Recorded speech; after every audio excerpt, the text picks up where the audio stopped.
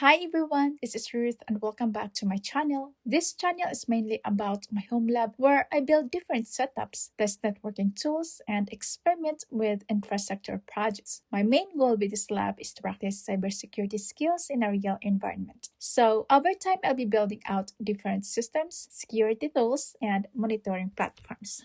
In my previous lab, I investigated SMB activity generated from Kali Linux against my Windows server. During that investigation, I discovered something interesting. Suricata successfully observed SMB traffic. Wireshark captured the packets. Windows recorded SMB activity, and Suricata generated SMB telemetry inside eve.json. However, no alert was generated. At first, this seemed confusing. If the traffic existed, why wasn't Suricata detecting it? So in this video, I'm going to investigate why no alert appeared and create my first custom Suricata detection rule. Let's begin. For this lab, I'm using Proxmox, pfSense, Suricata, Kali Linux, and Windows Server 2025. The Kali Linux virtual machine has an IP address of 10.0.60.101, and the Windows Server virtual machine has an IP address of 10.0.70.2. Before investigating Suricata, I want to generate SMB-related activity again and observe how the IDS responds. From Kali Linux, I first ran smbclient-l and then the IP address of the Windows Server-in. This attempts to communicate with the SMB service and request available shares without providing credentials. After executing the command, communication occurs between the client and the server. Although the command does not successfully enumerate shares, it generates SMB traffic that can be observed by monitoring tools. Next, I'll generate additional SMB-related activity using enum4 Linux 10.0.70.2.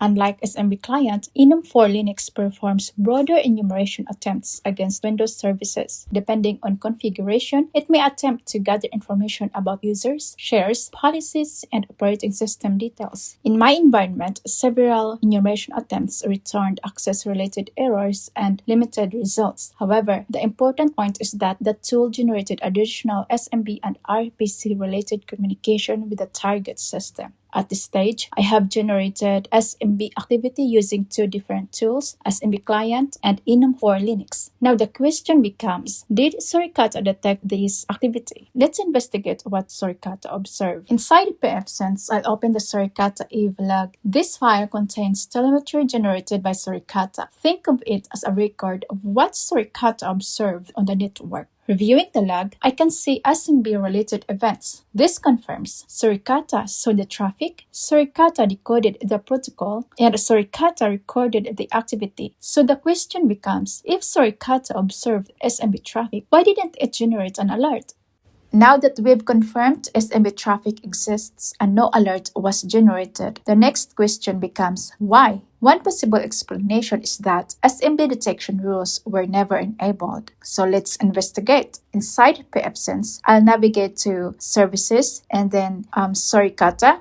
I go to Interfaces and I click Opt 5 and then I navigate to Categories. This section contains the rule categories assigned to this interface. Each category contains groups of detection signatures designed to identify specific types of activity. To make the investigation easier, I'll search for SMB. Now, let's review the results. I can see categories such as SMB events.rules. I can also search for NetBIOS and observe emerging NetBIOS.rules. During previous testing, these categories were already enabled. At first glance, this makes the situation more interesting because if SMB-related rule categories are enabled, why are we still not receiving alerts? This tells us something important. Simply enabling a category does not guarantee that an alert will be generated. A rule must still match the observed behavior. So let's continue the investigation. The rule categories currently enabled belong to the ET Open Rule Set. ET stands for Emerging Threats. These are community-maintained detection signatures designed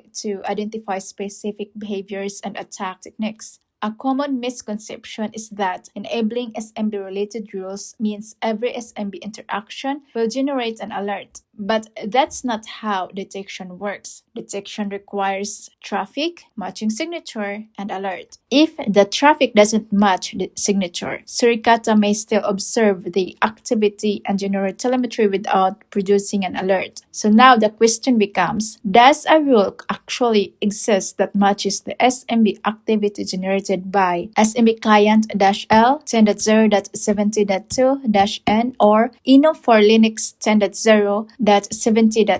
At this point, we know that traffic exists, we know the categories are enabled, but we still don't know whether a signature matched the behavior. Let's continue.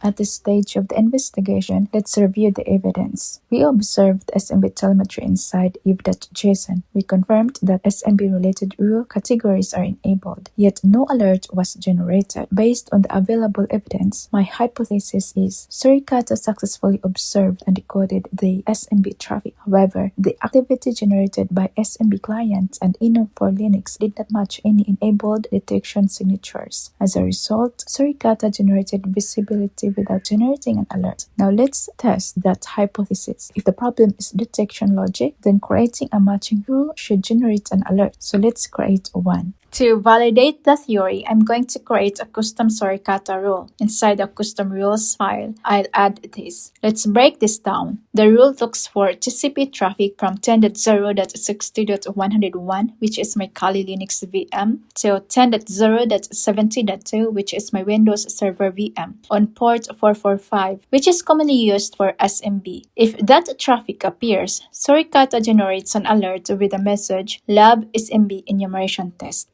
And then I'm going to save this rule. Now let's test it.